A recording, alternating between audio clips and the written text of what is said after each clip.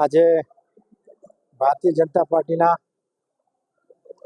અરવલ્લી જિલ્લાના પ્રમુખ તરીકેની જવાબદારી મળ્યા પછી મારો પોતાનો માદરી વતન એટલે કે મેઘરજ તાલુકાનો આજે મારો સન્માનનો કાર્યક્રમ હતો અને એની અંદર મોટી સંખ્યામાં ભારતીય જનતા પાર્ટીના કાર્યકર્તાઓ બૂથ સુધીના હાજર હતા અને અત્યારે અમારો પ્રદેશનો કાર્યક્રમ ભારતીય જનતા પાર્ટીના સ્થાપના દિવસની ઉજવણીનો પણ છે. 6 એપ્રિલ 1980ના રોજ જ્યારે સ્થાપના થઈ હતી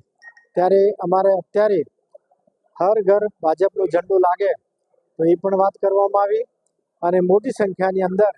આજે કોંગ્રેસના એક પૂર્વ તાલુકા પંચાયતના સદસ્ય કાંતિભાઈ વણકર અને એમની સાથે લગભગ 25 કાર્યકર્તાઓ સાથે વિધિવત રીતે ભારતીય જનતા પાર્ટીનો ખીસ ધારણ કરી અને આ ભારતીય જનતા પાર્ટી વિકાસની રાજનીતિમાં જોડાવા માટે એમને પણ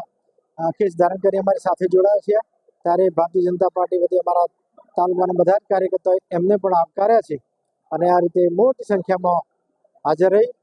અને આ અમે કાર્યક્રમ આજનો પૂર્ણ કર્યો છે.